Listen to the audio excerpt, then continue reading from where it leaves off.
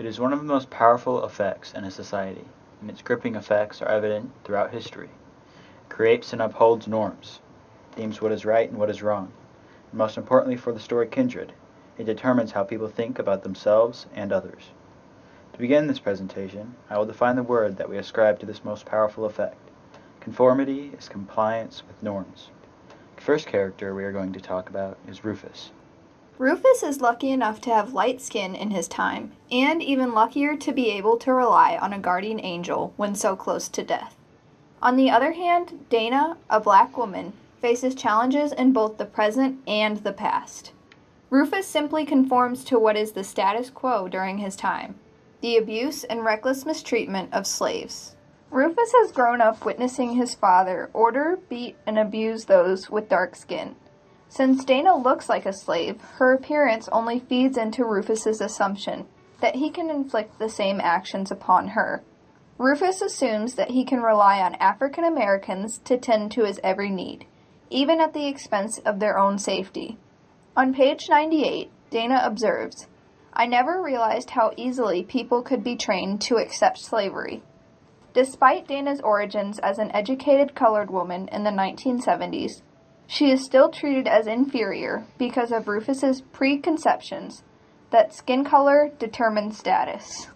Throughout the novel, Dana continually attempts to fight conformity in both her modern life and her time in the 1800s. In 1976, Dana breaks the mold of many black women of her time. For example, she actively pursues an education, a luxury just recently afforded to women and people of color. Furthermore, though she works odd jobs, she continually pursues a career as a writer, an occupation not frequently occupied by women.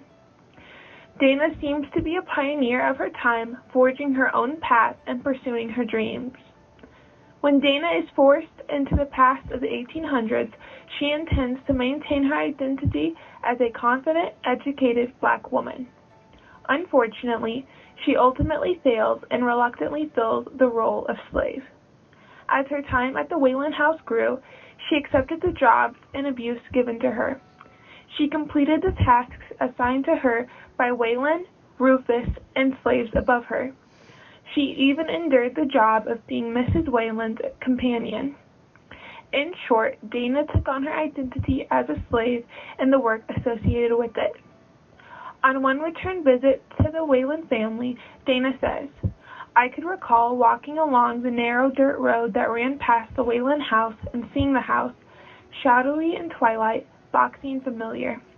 I could recall feeling relief at seeing the house, feeling that I had come home, and having to stop and correct myself, remind myself that I was in an alien, dangerous place." Though she seemed to have accepted her role as a slave, Dana ultimately rebelled and ended her time in the 1800s as a woman who did not totally conform. After the loss of her friend and Rufus's love, Alice, Rufus seemed depressed and indecisive. He attempted to sexually assault Dana, who stabbed him so as to protect herself. In this last interaction with Rufus, Dana rebelled against the usual roles of slaves and maintained her identity. Throughout Kindred, Dana attempted and sometimes failed to maintain her identity and not conform. Nonetheless, the readers learn an important lesson about the power of conformity regardless of time period. In the beginning of the novel, Kevin Franklin is introduced as the husband in a biracial relationship taking place in the 1970s. Very quickly, as the plot develops, Kevin finds himself thrown into another life as he and his wife, Dana, time travel to the 1800s. The first time we see Kevin conform, it is to protect his wife. He takes on the role of acting as her slave owner in order to provide her safety in the Wayland household, where she is considered a slave. As Kevin is a white male posing as a slave owner in the 1800s, he is given a lot more freedom and power than women or people of color at the time. When playing this role, Kevin really did not face any type of hardship that would threaten his life, and he even put Dana's life in danger by not realizing how society would treat her as a black woman always in the company of a white man. This is shown by him insisting Dana sleep in his room so he could protect her at night. but not realizing that this would cause other slaves to ostracize her and judge her, as well as Mrs. Whalen physically assaulting her and making her life even harder. A change takes place in the character of Kevin when he and Dana are separated and he finds himself alone in the 1800s.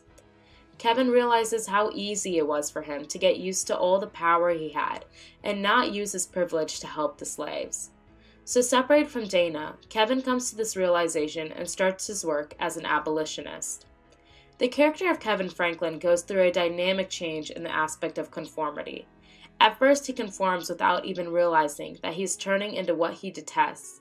But once he does realize this, Kevin finds himself spending 5 years fighting against it, working as an abolitionist in the North, helping slaves escape as he waits for Dana to return. Conformity presents itself in the minor characters of Kindred as well.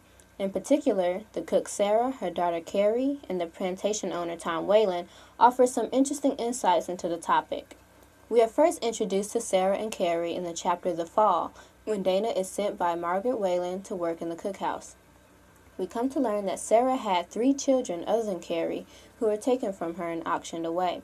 The only reason Carrie was not also sold was because she was mute and deemed worth less than the others.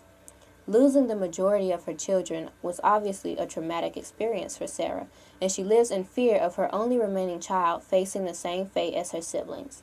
In that way, Carrie becomes a tool being used to make Sarah conform. Sarah remains obedient, non-rebellious, and stays in her role as a cookhouse slave because she's afraid that if she's anything but, Carrie will also be sold. Her fear is so powerful that she even finds herself thankful for her daughter's disability.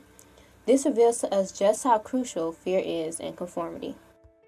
Tom Whalen also shows an interesting aspect of conformity. Being a plantation owner, it's hard to think that Whalen conforms to anything.